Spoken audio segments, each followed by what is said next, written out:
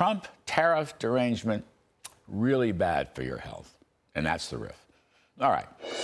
Great pleasure, my friend, Commerce Secretary, Mr. Howard Lutnick, Secretary Lutnick. I know you tried so hard, and we appreciate your effort to come on, Howard. Honestly, you are a mensch. You are a complete mensch, and I'm most grateful. I want to say that on the air. Howard, before we get to the trade stuff, I just want to ask you, look, we have this Mondami socialist character running for mayor, and I am worried, and I want to get your take. You're a longtime New York resident, deeply involved in the financial markets. New York's the center of the world capital markets. Are you worried, is the administration worried, that this Mondami character, socialist, whatever, is going to wreck the fact that New York and the U.S. is the center of the world financial markets as well as the economy? Look, the people of New York have to get off their couch and get out there and vote. You know, voting and elections have consequences. If they all sit on their couches and everybody in New York doesn't vote, then that's what they'll get. They'll get a communist. And fortunately, you know, you have Donald Trump in the White House, so he's not going to give this guy any money. And I don't know who the governor will be, but hopefully they won't give this guy any money. But these people in New York had better get off their butts and get out there and vote and make sure this communist doesn't run New York City. All right. Well said, Howard. Well said, Mr. Secretary. We appreciate that very much. OK, down to it. And I know you're a very busy chap here on the eve of August 1st. On China, I know you can't say with certainty, but does it seem like there will be an extension? The talks with China apparently are productive and constructive. Can you tell us anything about that? Because markets are particularly interested in China. Well, I think the team was there. They brought back the conversation to the president. The president's thinking about how he wants to play it. That's up to the president, and I don't get ahead of the president. So I'll leave it in his hands. They had very productive talks, and we'll leave it to the president to decide how he wants to play things going forward. All right, I get that. Well, that deadline hasn't run out yet anyway, so I appreciate what you just said. Can I ask you about Mexico? An extension in the talks with Mexico, President Sheinbaum. What about, there's a lot of tariffs here, but if you are USMCA compliant, Howard, that would be exempt from those tariffs, wouldn't you? Correct. So what happened is for the non-USMCA tariffs, the president sent a letter to Mexico and saying, look, your markets are not really completely open like they should be, right? These are the things you need to do, or you're going to pay a 30% tariff. And Mexico, to its credit, came back, took care of those things. They had a call today, very, very positive and productive call. And the president said, all right, I'll leave it at 25%. Obviously, the president of Mexico tried to get it lower. But the president of the United States said, look, you got a huge $170 billion trade deficit with the United States of America. So, you know what? You're going to stay at 25%.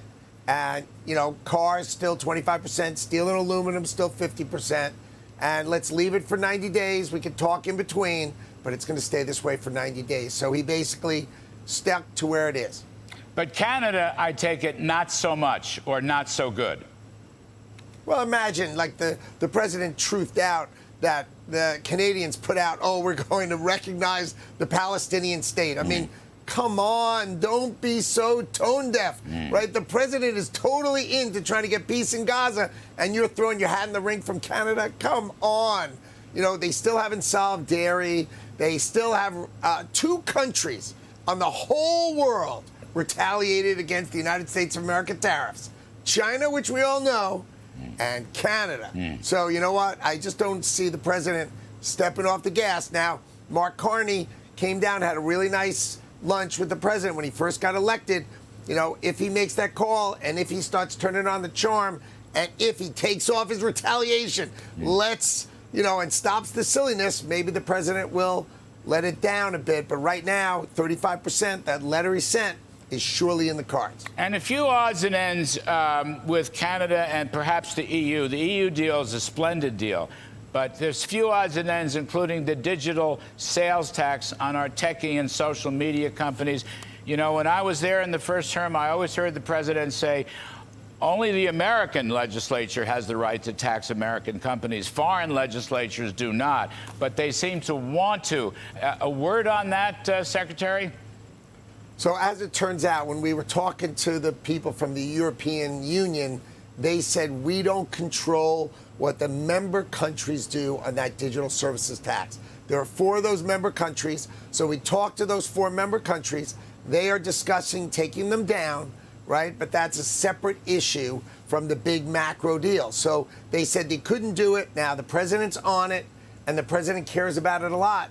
The president's still got a lot of sort of, let's say, ammunition on our side here. So I think this will work out well. But that still is a wrestle to come. All right. And then finally, look, as I've touted in the riff tonight, and I've said this so many times, the new wrinkle here at all of this in the vision, in the reciprocal trade vision, is the foreign direct investment. Governments and companies and so forth, which overwhelms any potential tariff drag that may come up for the individual tariff points.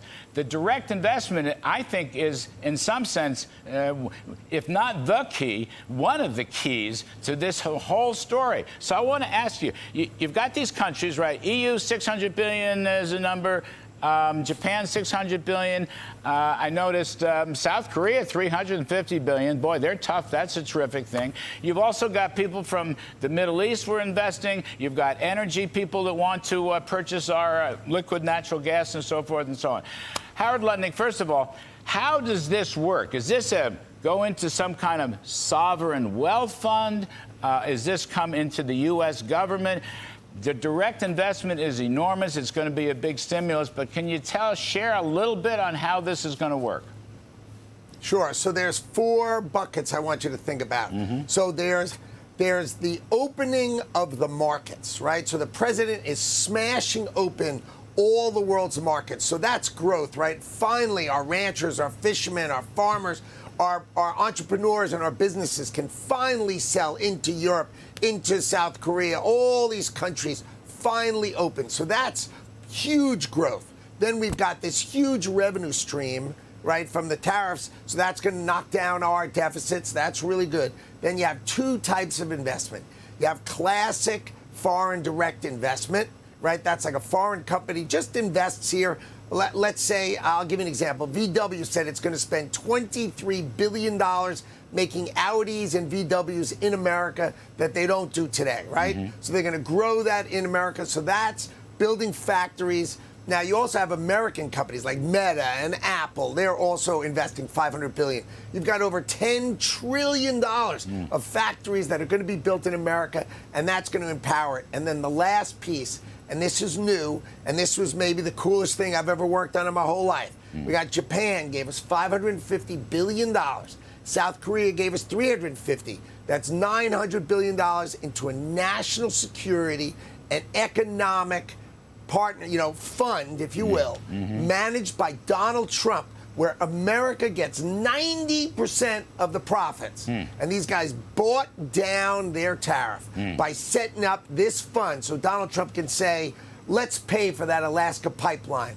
Let's build nuclear, right? Let's build ships in America. And you're going to see us building ships in America, semiconductors in America, power, energy and power. You ain't seen nothing like drill, baby, drill when you give $900 billion to Donald Trump. Now that is going to be drill, baby, drill. All right. Well, that is a new wrinkle. I mean, I think all of it's a new wrinkle. This has nothing to do with Smoot-Hawley. This has nothing to do with the 1930s. This has nothing to do with global. I keep making this point night after night, Howard. But anyway, you're saying it gives it a little more credibility. We appreciate your coming on. I know you're a busy chap. Commerce Secretary Howard Lutnick, thank you ever so much. Great for being here. Take care.